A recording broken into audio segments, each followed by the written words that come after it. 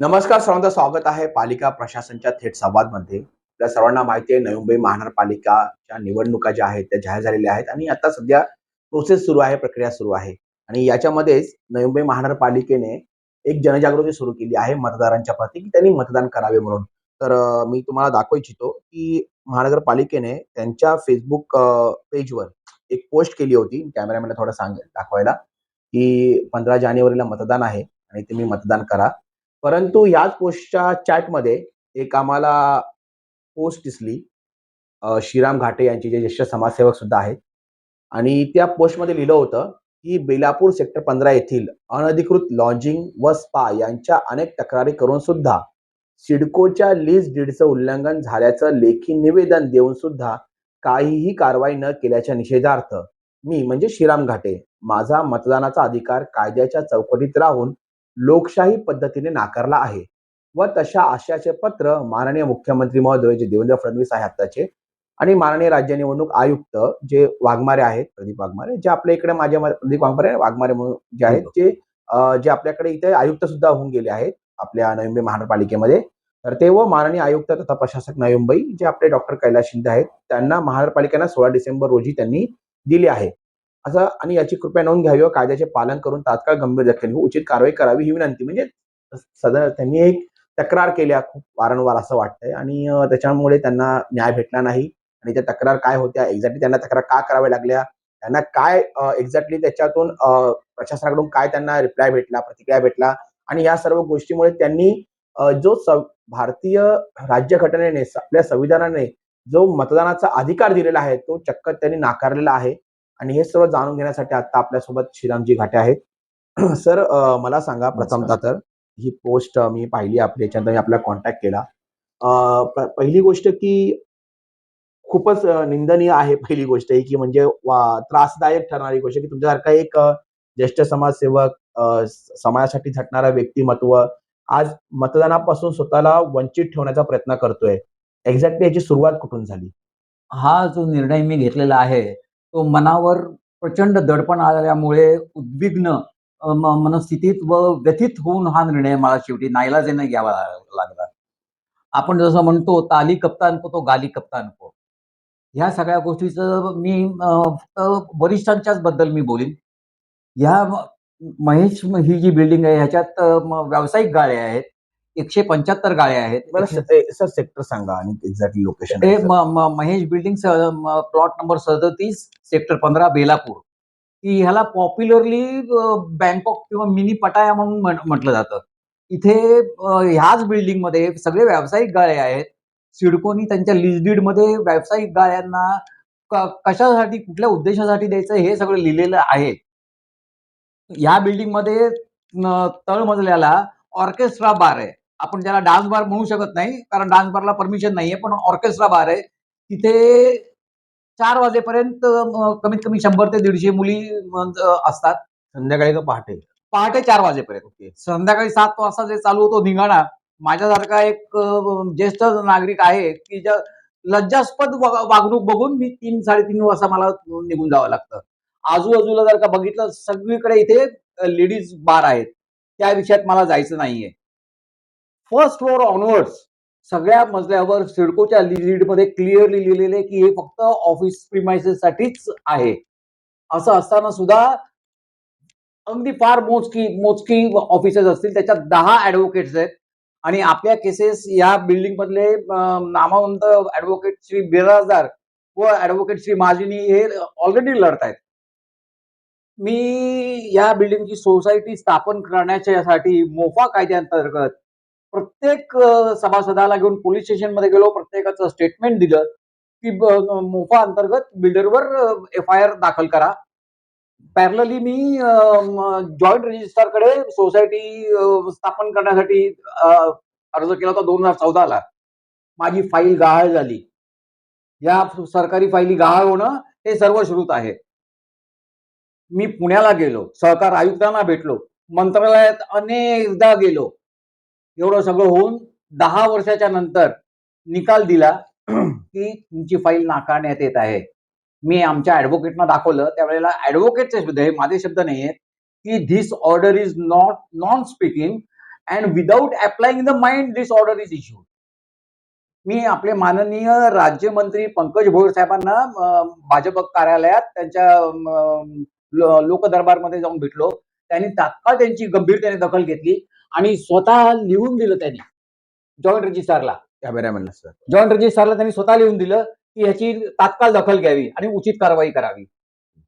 Joint रजिस्ट्रारला हे पत्र involve पण केलेलं आहे, ह्याच्यात दिसतंय. जॉईंट रजिस्ट्रारनी काहीही त्याच्यावर कारवाई नाही केली. मी आरटीआय टाकून त्याचं उत्तर तुम्ही काय दिलं म्हणून विचारलेलं असताना मला सांगितलं आम्हाला हे पत्र मिळालं नाही. इनवर्ड असताना सुद्धा हे पत्र मिळालं नाही. हे रायटिंग मध्ये देतात. जॉईंट रजिस्ट्रार मध्ये सध्या काय चाललेलं आहे त्याच्याबद्दल सध्या मी भाष्य न केलेलंच बरं. मी स्वतः सहकार भारतीचा उपाध्यक्ष होतो. मात्र ह्या सगळ्या गोष्टीमुळे मी सहकार भारती जे अमित भाई च्या अंडर येतं, अमित शाह साहेब आपले सहकार मंत्री, केंद्रीय गृहमंत्री, तर हा विषय मी सहकार नवी मुंबई जिल्हा अध्यक्ष प्रमोद जोशी व श्री विवेक जुगाडे संघटन मंत्री महाराष्ट्र राज्य चीफ त्यांच्या कानावर घातलं. त्यांच्या कानावर घातल्यावर त्यांनी अतिशय गंभीरपणे दखल घेतली आणि माननीय मंत्री बाबासाहेब पाटील कोऑपरेटिव्ह मिनिस्टर यांच्याकडे त्यांनी स्वतः शब्द टाकला आणि ते दखल घेतील. कारण यांनी रिजेक्ट केल्याच्या नंतर मी अपीलमध्ये गेलो. अपीलमध्ये ती प्रोसिजर आहे, न्यायालयीन प्रोसिजर आहे. मी अपीलमध्ये गेलेलो असताना सुद्धा जवळपास 2 वर्ष अपीललाच तारीख मिळत नाहीये. ओके, मी न्याय मागायचा तर कुठे मागायचा? मी सगळे इन्फ्लुएन्स लावून वारंवार मंत्रालयात चक्रा मारून, आज सुद्धा माझ्या सोसायटीचा एक सदस्य मंत्रालयात पुन्हा रिक्वेस्ट करायला गेलेला आहे की आम्हाला आता तरी ऐकून घ्या, न्याय काय द्यायचा आहे तो कायद्याच्या चौकटीत राहून तुम्ही नाही द्या, पण आमचं म्हणणं तरी ऐकून घ्या. आम्हा 80-100 लोकांवर 30 वर्ष झाली आणि सोसायटी नाही. 30 वर्ष सोसायटी नाही. कुठे आपण चाललेलो आहे? आपण आपल्या पुढच्या पिढीला काय देणार? खाली डान्स बार, माझ्या फ्लोअरवर आता जर का तुम्ही गेलात 2 स्पा बद्दल वगैरे बोलणं म्हणजे मला लज्जास्पद वाटतं ते, म्हणून त्याबद्दल मी बोलणार नाही. तुमचा कॅमेराच जास्ती बोलेल. स्पा मध्ये रात्री 10:30-11 वाजेपर्यंत धुडगूस चाललेला असतो. मी ज्या वेळेला ऑफिसमधून बाहेर निघतो किंवा ऑफिसमध्ये येतो, खरोखर मला मान खाली घालून जावं लागतं आणि मान खाली घालून यावं लागतं. अशीच माझी जी परिस्थिती आहे अशीच बाकीच्या लोकांची सुद्धा परिस्थिती आहे. या बेडीमध्ये 10 ते 12 ऍडव्होकेट्स असून सुद्धा सगळेजण कमी पडतायत, कायद्यासमोर कमी पडतायत. कारण मी अनेक तक्रारी केल्या, अनेक आरटीआय लावले, कायद्याची पुस्तकं मी स्वतः सगळे अभ्यास केले. पालिकेला हे पत्र लिहिलेलं आहे बिल्डरनी की हे गाळे चुकून माझ्याकडून दुसऱ्याच्या नावावर जाईल, चुकून ओके, ते परत माझ्या नावावर करा. आणि पालिकेचे अधिकारी सुद्धा एवढे तत्पर की त्यांनी फक्त एका लेटरवर ते गाळे परत बिल्डरच्या नावावर केले. ओके, म्हणजे बिल्डरने विकलेले गाळे पुन्हा त्याच्या नावावर की जे कोण म्हणजे आपल्या प्रॉपर्टी टॅक्स अधिकाऱ्यांनी केले, मालमत्ता करवाल्यांनी. आणि कुठेही त्याच्यात काही नाही, फक्त एका लेटरवर ते गाळे परत बिल्डरच्या नावावर. मला सांगा, ह्या ज्या प्रॉपर्टीज आहेत, मालमत्ता कर आहे किंवा अतिक्रमण आहे की चुकीच्या पद्धतीने म्हणजे परवाना देणं, ह्या सर्व गोष्टी आहेत त्या आपल्या नवी मुंबई महानगरपालिकेच्या कार्यक्षेत्र येतं, म्हणजे अधिकार क्षेत्र येतं. म्हणजे परवाना देणे, समजा जर ऑफिससाठी कोणती जागा असेल तर त्या ठिकाणी चेंज ऑफ यूज करायचा असेल तर त्याचा परवाना देण्यासाठी तुम्हाला नवी मुंबई महानगरपालिकेकडे जावं लागतं, परवाना विभागाकडे. तर या संदर्भात तुम्ही नवी मुंबई महानगरपालिकेकडे काही पाठपुरावा केला का, काही तक्रारी दाखल केल्या का? सिडकोचा, आरटीआयचा आणि प्रत्येक गोष्टीचा मी तुम्ही कुठल्याही प्रश्न विचारला तर त्याचा डॉक्युमेंटरी एव्हिडन्स सकट मी तुम्हाला देतो. आणि हे सगळं आम्ही कोर्टात गेलेलो, आम्ही हायकोर्टात गेलेलो आहे. सिडकोनी लीज डीड कसं कॅन्सल करता येतं आणि कोणाकोणाचे लीज डीड आतापर्यंत व्हायलेशन झालेले आहेत, कसे कॅन्सल केलेले आहेत, ह्याची उत्तरं मला दिलेली आहेत. ओके, या विकासकाने, मी त्याचं नाव घेऊ इच्छित नाही, पण ह्या विकासकाने ओम अँड कंपनी ही जी बिल्डिंग आहे याचे मालक तुम्हाला माहितीच आहेत, त्यांचा रेकॉर्ड माहिती आहे, त्यांचं मार्केटमधलं नाव माहिती आहे, त्या ऑफ द कॅमेरा मी तुमच्याशी शेअर करीनच. त्यांनी पूर्ण कायद्याचं उल्लंघन करून त्यांच्या सलामीला 2 रिटायर्ड एसीपी आहेत, 72 आणि 74 वर्षाचे 2 रिटायर्ड एसीपी आहेत. आम्ही साध्या पोलीस शिपाई की ज्याला आपण कॉन्स्टेबल म्हणतो त्यांना आम्ही रिस्पेक्टनी वर्दीला साहेब म्हणून आम्ही म्हणतो, आणि ते रिटायर्ड एसीपी ह्या इकडे दादागिरी करायला येत असतात. सोसायटीचा साधा प्रपोज सोसायटीचा बोर्ड लावण्यासाठी परमिशन आमची नाहीये म्हणून सांगून तो बोर्ड काढायला लावला. शेवटी मग आमच्या सदस्यांच्या खिडकीमध्ये ते बोर्ड लावायला लागले. आम्हाला आमच्या अधिकारापासून सोसायटी स्थापनेपासून 30 वर्ष म्हणजे कुठले झाले मोफा कायदा सांगतोय 4 महिन्यात तुम्हाला करायचंय किंवा बिल्डरला अरेस्ट करता येईल. आणि सहकार खातं असून दे किंवा पालिकेत तर सावळा गोंधळ चालू आहे. जर का तुमची प्रॉपर्टी तुम्ही स्वतः वापरताय तर मी उदाहरण म्हणून सांगतो, जर का ₹100 टॅक्स असेल तर तुम्ही जर का ती भाड्याने दिलेली असेल तर ₹200 टॅक्स असतो. बरोबर. ह्या इथल्या सगळ्या गाड्यांचं मी अग्रीमेंटच्या कॉपीज, प्रॉपर्टी टॅक्स नंबर वगैरे सगळं देऊन वॉर्ड ऑफिसला सगळं त्यांना रेडी दिलं. एक घ्या डायजेस्ट, फक्त तुम्ही नोटिसा काढायच्यात आणि प्रॉपर्टी टॅक्स रिकव्हर करायचे आहेत. बरोबर. आयुक्तांनी नागरिकांची सनद रिलीज केलेली आहे. हं. नागरिकांची सनद जर का तुम्ही वाचलीत तर एकही कार्य पूर्ण होत नाहीये. आयुक्तांनी त्यांचं अर्थसंकल्पाचं निवेदन दिलेलं आहे. 1200 करोडचं टार्गेट दिलेलं आहे फक्त प्रॉपर्टी टॅक्सचं. प्रॉपर्टी टॅक्सला. आज आम्ही नवी मुंबईचे जागरूक नागरिक आहोत. माझा ह्याच्यात राजकीय किंवा वैयक्तिक स्वार्थ वगैरे असं काही नाही. तुमच्याच एका न्यूजच्या बाईटमध्ये मी तुमचं म्हणणं ऐकलेलं होतं. कमीत कमी 2 ते 2,500 कोटी प्रॉपर्टी टॅक्स येऊ शकतो. मी तुम्हाला करेक्ट करू इच्छितो की तो माझ्या अंदाजे कमीत कमी 3 ते 3,500 कोटी आपल्याला आत्ता मिळू शकतो. ओके. मात्र बरोबर. तेवढी मॅनपॉवर पालिकेकडे नाहीये. दुसरी गोष्ट मॅन पॉवर पालिकेला ते वसूलच करायचं नाहीये. असंवेदनशीलता आहे किंवा त्यांच्या प्रायोरिटीज वेगळ्या असतील किंवा अन्य काही कारण असू शकेल. त्या अन्य काही मध्ये बरंच काही येतं. मात्र या गोष्टीचं कौतुक सुद्धा करायला पाहिजे की मी सतत पाठपुरावा केल्याच्या नंतर 2.25 करोडची फक्त ह्या बिल्डिंगचं फक्त प्रॉपर्टी टॅक्सच्या नोटीस आल्या. ओके. 2.25 करोडच्या त्याची रिकव्हरी प्रोसेस चालू झाली. आणि हा बिल्डर जो आहे याला कोर्टात खूप मजा येते. याला कोर्टात ओके. उठसूट कोर्टात जातो आणि स्वतःच केसेस विड्रॉ करतो. बाजूचीच बिल्डिंग, हं. विष्णू बिल्डिंग, प्लॉट नंबर 36, तिथे जिन्याच्या खालची हं. जागा त्यांनी दुकान म्हणून विकली, करारनामा करून विकली. हो. करारनामा करून म्हणजे महसूल विभाग किती झोपलेला आहे. पालिका त्याला प्रॉपर्टी टॅक्स बिल देते, त्याला पाणी देते, त्याला वीज देते. म्हणजे पालिका, महसूल सगळ्या विभागांनी नकाशा न बघता जिन्याच्या खालच्या जागेला अधिकृत म्हणून केलं. ते मी प्रकरण शोधून काढलं. त्याची कंप्लेंट केली. पालिका तोडायला गेली. ह्या विकासकाने पालिकेवर केस टाकल्या, पालिकेच्या अधिकाऱ्यांवर केस टाकल्या. आता बाहेरच मी तुम्हाला दाखवतो तुमच्या कॅमेरामॅनला. एकदा नंतर झाल्याच्या नंतर त्या पूर्ण बिल्डिंग फिरून दे. पॅसेज हडप केला, फार मोठा पॅसेज हडप केला. मी लेखी तक्रार देऊन फ्लोर प्लॅन, पालिकेचा फ्लोर प्लॅन पालिकेलाच दिले मी. हं. आमच्याकडे अवेलेबल नाहीयेत. मी त्यांचे प्लॅन त्यांनाच देऊन शेवटी ते तोडायला लावलं. तोडायला लावल्यावर लगेच बिल्डरनी अधिकाऱ्यावर वैयक्तिक केसेस टाकल्या. ओके. आणि विधी विभागाने आपल्या अधिकाऱ्यांना प्रोटेक्ट करायला पाहिजे. मी सर्व उच्च अधिकाऱ्यांना भेटलेलो आहे. मी सांगितलं एका पोलिसाला जर का कुठल्याही ग्रेडच्या थोडंसं बोट जरी लागलं, अख्खं पोलीस डिपार्टमेंट सपोर्टला उतरतं, चांगल्या कामासाठी जातात. पण इथे पालिका, खरोखर मला खेदाने सांगावं वाटतं की 3 अधिकाऱ्यांनी की ज्यांनी सक्षमपणे मनाने काम केलं, 2.25 करोड वसूल केले, अनधिकृत बांधकाम तोडलं, त्यांच्यावर वैयक्तिक केसेस टाकून सुद्धा त्यांच्या मागे पालिका नाहीये. मग असं जर का असेल तर जो प्रामाणिक अधिकारी असेल तो का काम करेल? तो स्वतः म्हणेल की जाऊन दे, माझ्यावर जर का वैयक्तिक केसेस होतात तर मी का काम करू? आता 2.25 करोडच्या ज्या रिकव्हरीच्या प्रोसेस चालू झालेली आहे, हा बिल्डर परत हायकोर्टात गेलेला आहे. शेवटी हरणार त्याला 2.25 करोड भरायचेच आहेत. फक्त आजचं बरं उद्यावर ढकलतोय. मात्र व्याज चालू आहे याची त्याला अजून कल्पना नाहीये. ओके. व्याज चालू आहे. आणि इथे सुद्धा जर का तुम्ही बघाल इथे सुद्धा जिन्याच्या खालची जागा त्यांनी घेतलेली आहे. ओके.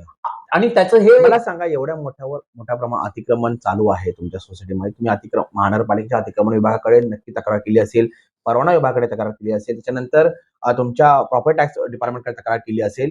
मग तिथल्या त्या संबंधित अधिकाऱ्यांनी एक्झॅक्टली तुमच्या सोबत कशा प्रकारचा व्यवहार ठेवला किंवा प्रतिक्रिया काय दिली त्यांनी, किंवा त्यांना करायचं तुम्हाला एक्झॅक्टली काय वाटतंय, तुमचा परसेप्शन काय निघाला, त्यांना काम करायचंय की नाही करायचंय? त्या डिपार्टमेंटच्या सर्वात उच्च जे अधिकारी आहेत त्या डिपार्टमेंटच्या हा.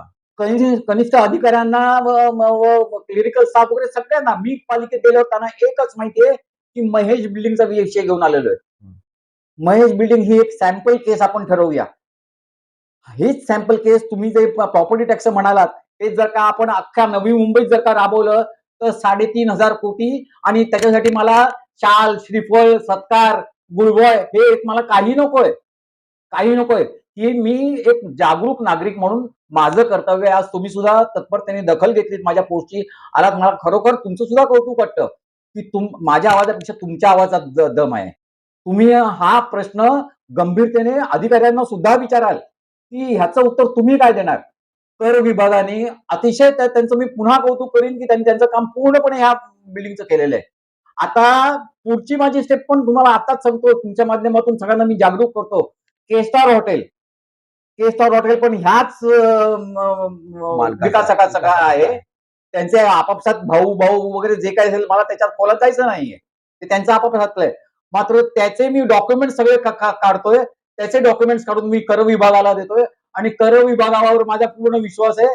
ते सक्षमपणे पूर्णपणे त्याच्यावर काम करतील. 10 करोड रुपये कमीत कमी त्याच एका बिल्डिंग मधून मिळतील. म्हणजे साधारण आपण विचार करतो, की आपलं जर कोणतं एक 200-600 रुपयाचा जर प्रॉपर्टी टॅक्स थकला, तर पालिका याच्यावर व्याज लावते आणि पालिका घाबरवते, की तुझं सील करू, आम्ही हे करू, ते करू आणि परवान्याचं उल्लंघन केलं थोडंफार तर सील करते जाऊन. तुम्ही एक जर का टॉपिक घेतला तर बरोबर. त्याच्यावर मी तुम्हाला नाही, मी सांगतो. सांगतो, की साधारणपणे परवाना विभाग लगेच सील करतो. त्यांच्या जे काही अटी-शर्ती याचं उल्लंघन केल्यास आणि इथं तर सर्रासपणे वर्षानुवर्ष एवढं उल्लंघन होतंय. महानगरपालिका डुंकूनही बघत नाही.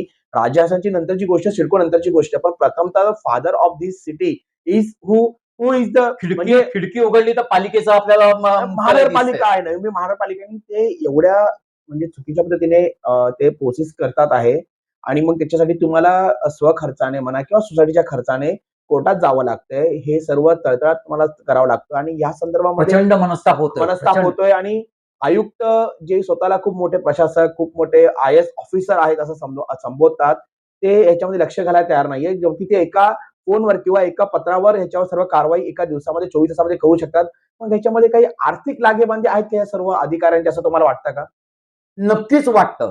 नक्कीच वाटतं. त्याच्याशिवाय कारण की जर जोपर्यंत मी सांगतो कारण की जर तुम्ही जसं बोलला की 25-25 2 कोटी 2.5 कोटीचा फक्त ह्याचा हे आहे.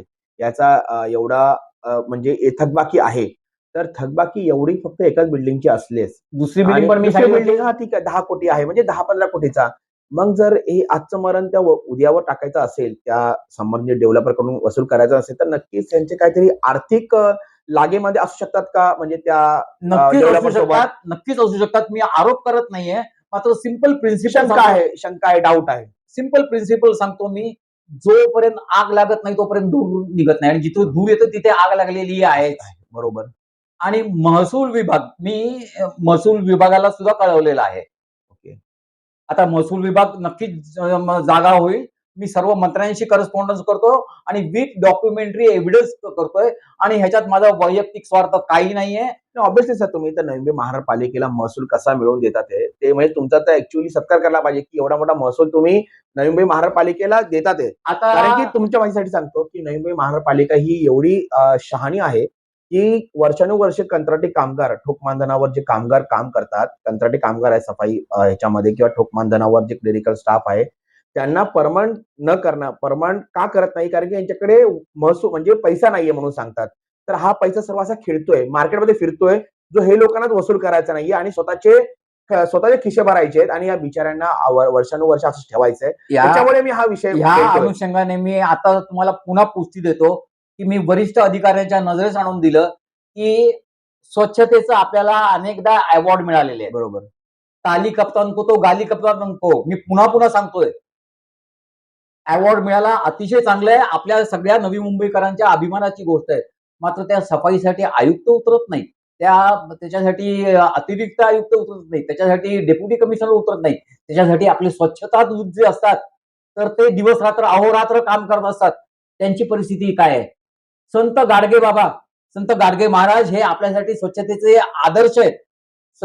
संत गाडगे बाबांचे 2 पुतळे आहेत आपल्या इकडे. एक आयुक्तांच्या बंगल्याच्या पाठीमागेच आहे आणि दुसरा सानपाड्यात आहे.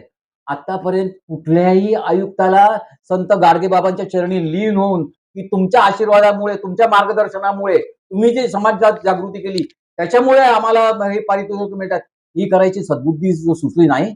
जर का आयुक्त माझं आयुक्तांशी आतापर्यंत भेटही झालेली नाहीये आणि मी खरंच इच्छुक पण नाहीये. मी मी पत्राने जे काही तोंडी सांगू शकतो. आयुक्त काम करतच नाही ना, अशा निष्क्रिय आयुक्ताला भेटून तरी काय करणार? साधारणपणे आपण असा विचार करू ना, पत्रव्यवहार, कारण की तुम्ही पत्रव्यवहार करत आहात आयुक्तांसोबत आयुक्तांच्या आणि एवढं सर्व इल्लीगल फक्त हाकेच्या अंतरावर आहे, म्हणजे 100 मीटरच्या हो, हद्दीमध्ये आहे, हो, 100-200 मीटरच्या, हो. आणि महानगरपालिका आयुक्त कारवाई करण्याचे आदेश देत नाही, उदासीन आहे, निर्देश देत नाही, उदासीन आहे. उदासीन आहे, निर्देश देतच नाहीये. ह्याचा हो. अर्थ काहीतरी आर्थिक लागेबांधे परवाना विभाग, मालमत्ता कर विभाग, आयुक्त स्वतः, त्याच्या अतिक्रमण विभाग, या चारही विभागांची आहे असं स्पष्ट होताना दिसतंय. मला नाईलाजाने हे दाखवायला लागतंय. महाराष्ट्र नागरी सेवा वर्तणूक नियम, महाराष्ट्र नागरी सेवा शिस्त व अपील नियम, हे जर का 2 कायद्याचा वापर करून मी जर का अशा लेखी प्रकारे जर का तक्रार जर का केली, तर त्या अधिकाऱ्यांची नोकरी तात्काळ जाऊ शकते. पण तुम्ही का करत नाही? माझ्याकडे शेवटी एक सहानुभूती आहे, दया आहे. कारण हे अहो, अधिकारी 30 काय वर्ष सहानुभूती दयामध्ये तुम्ही स्वतःला मनस्ताप मी- करून घेतात. मी- ते हा अन्याय सहन करतात मी- ते. तुम्हाला माहिती आहे ना, डॉक्टर बाबासाहेब आंबेडकरांनी सांगितलं होतं, की अन्याय करणाऱ्यापेक्षा अन्याय सहन करणारा सर्वात मोठा गुन्हेगार असतो. मी स्वतः मग मला सांगा, मग तुम्ही अन्याय सहन करतात आहे ना, तुम्ही का सहानुभूती दाखवता? जर चुकीचं करत आहात, तर त्यांना त्यांना दंड व्हायला पाहिजे, त्यांना शास्ती व्हायला पाहिजे. व्हायला पाहिजे. पण प्रत्येक गोष्टीला मी अ, काळ काळ काळ देत आहे. माझी जेवढी सहन करायची शक्य आहे तेवढी मी सहन करीन. मात्र त्या अधिकाऱ्यांचे कुटुंब, त्यांची बायका, मुलं, त्यांचं त्याच्यात काहीही घेणं-देणं नाहीये. हे बघून मी अजूनपर्यंत त्या स्टेजला गेलो नाही. मात्र जर का गरज पडली तर लवकरच मी त्या स्टेजला जाईन आणि अधिकाऱ्यांची वैयक्तिक कंप्लेंट करून आणि मी जिंकेन. मी कायदेशीर लढत शेवटी मी वैयक्तिक नाहीये. मी म्हणजे एक जनतेसाठीचे लोकप्रतिनिधित्व तुम्ही हां. करत आहात. तर माझा शेवटचा प्रश्न तुम्हाला असेल, आता हे सर्व प्रकरण आहे आणि अशी खूप सारी प्रकरणं असतील, तर या अनुषंगाने नवी मुंबईतल्या जनतेला तुम्ही काय आवाहन कराल, की त्यांनी पण जर अशी प्रकरणाला तुम्ही सहन करत असताल आणि तुमच्यावर अन्याय होत असेल, तर त्यांनीही बॉयकॉट करावं वोटिंगला. याबद्दल तुम्ही नवी मुंबईकरांना आवाहन कराल? कसं तुम्ही जसं ज्या प्रकारे तुम्ही केलं आहे बॉयकॉट. कारण की का मतदान करायचं? बरोबर तुम्ही बोललात. अगदी बरोबर आहे. मतदान का करायचं? जर प्रशासन तुमचं ऐकत नसेल, लोकप्रतिनिधी जाऊन तिथं सांगू शकत नसतील, किंवा त्यांनी सांगितलं तरी प्रशासन ऐकत नसेल, म्हणजे प्रशासन थोडक्यामध्ये हे शहर चालवत आहे, ही सिस्टीम चालवत आहे, हे सिद्ध होतंय. आणि मग अशा प्रशासनाला प्रोटेक्ट करण्यासाठी या लोकप्रतिनिधींना आपण पाठवतो की काय? वोटिंग करून. त्यापेक्षा वोटिंग न करून प्रशासनाचा बहिष्कार करावा. या चुकीच्या पद्धतीने लोकशाही दाखवून, लोकशाही ढाल करून हे जे तांडव यांनी मागे जो धिंगाणा चालवला आहे, सिंडिकेट केलेली. सिंडिकेट माफिया चालवतात ते. माफिया. हे अगदी माफिया, हो. या प्रशासकीय माफियांचा आपण हे करण्यासाठी, का त्याला म्हणतात, की बहिष्कार करण्यासाठी आपण मतदानच करू नये. या संदर्भात तुम्ही नवी मुंबईकर नागरिकांना काय आवाहन कराल? शेवटचा प्रश्न. खरोखर मला मनापासून वाटतं आणि हे जे मी वैयक्तिक मतदानावर बहिष्कार टाकला, ते किती व्यथित मनाने मनावर दडपण ठेवून मी केलं असेल. आयुष्यात पहिल्यांदा मी मतदानापासून स्वतःला वंचित ठेवतोय. म्हणजे मी लोकांना शिक्षा देऊ शकत नाही, मी स्वतःलाच शिक्षा देतोय. मात्र जर का खरोखर जर का एखाद्याला जर का वाटलं जर का, की आपल्यावर त्या प्रकारचा अन्याय होतोय आणि आपल्याला न्याय मिळत नाही, तर उच्चतम श्रेणीवर म्हणजे मुख्यमंत्र्यांपर्यंत निवडणूक आयुक्तांच्या कानावर घालून त्यांनी सुद्धा मतदान बहिष्कार करावा. नुसतंच घरी बसून त्यांनी डॉक्युमेंटेशन त्याचं करावं आणि तुमच्या माध्यमातून पत्रकारांच्या माध्यमातून त्याला आवाज उठवावा. हेच कळकळीची विनंती आहे. धन्यवाद सर. तर अशा प्रकारे श्रीरामजी घाटे जे ज्येष्ठ समाजसेवक आहेत आणि प्रवर्तक सुद्धा आहे ह्या विष्णू बिल्डिंग, महेश बिल्डिंगचे सोसायटीचे, तर त्यांनी सांगितलं की का त्यांनी त्यांचा बहिष्कार येणाऱ्या नवी मुंबई महानगरपालिकेच्या निवडणुकीवर टाकलेला आहे. मतदानाचा बहिष्कार त्यांनी केलेला आहे आणि अतिशय वेदनादायी ही गोष्ट आहे, की एका ज्येष्ठ नागरिकाला प्रशासन कशा प्रकारे फुटबॉल सारखं इकडून तिकडे पळवतं. आणि सर्वात मोठी गोष्ट म्हणजे स्वखर्चाने आज व्यक्तीला न्यायासाठी जावं लागतं. कारण की आम्हाला माहिती आहे, की न्यायासाठी जर हायकोर्टात जावं लागेल, कोणत्याही कोर्टात जावं लागलं, तर कमीत कमी ₹10,000 ₹20,000 ते 5,00,000 ₹10,00,000 पर्यंत खर्च येतो आणि एका ज्येष्ठ नागरिकाला हा सहन करावा लागतो आहे. आणि सर्वात मोठी गोष्ट, की जिथे नवी मुंबई महानगरपालिका असेल, सिडको असेल, जी थोड्याफार कोणाची तक्रार आली किंवा कंप्लेंट आली, तर लगेच कारवाईसाठी पुढे जाते. लगेच बुलडोझर ह्यांच्या निघतात, लगेच जेसीबी निघतात आणि त्या कारवाई करतात समोरच्यावर.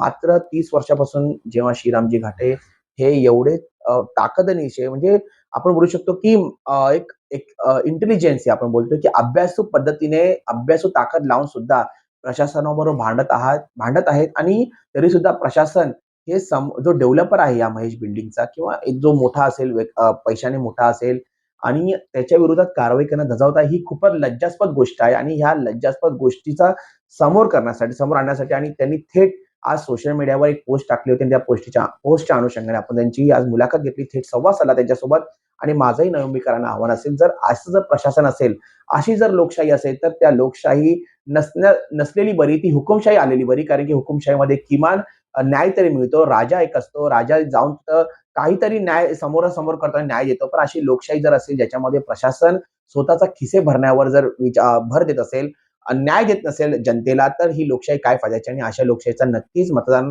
न करून बहिष्कार करणं उचित राहील, असं श्रीरामजी घाटे यांनी एका पद्धतीने प्रत्यक्षपणे सांगितलेलं आहे. तर नवी मुंबईकरांनी याच्यावर विचार करावा आणि विशेषतः नवी मुंबईतील प्रशासनातील जे काही मालमत्ता कर विभागातील म्हणजे प्रॉपर्टी टॅक्स विभाग आहे, परवाना विभाग आहे, त्याच्यानंतर अतिक्रमण विभाग आहे, सिडको आहे, स्वतः महापालिका आयुक्त आहेत. त्यांनी सर्वांनी विचार करावा आणि जर म्हणून म्हणजे मी वर्षानुवर्षे विचार करतो, की 50%च का आपल्याकडे मतदान होतं. तर अशा प्रकारचे सर्व लोकं थकलेली आहेत, की नवी महानगरपालिका काही कामाची नाहीये. ती फक्त नगरसेवकांचं भलं करण्यासाठी, लोकप्रतिनिधींचं भलं करण्यासाठी चालवली जाते की काय, असं वाटायला लागलं आहे आणि याच्यामुळे जनताही थकलेली आहे आणि जनता जर अशा प्रकारे अन्याय सहन करत असेल, तर तो दिवस दूर नाही, की फक्त ते जे मतदान आज 50% होते, ते 20 आणि 25% वर येईल.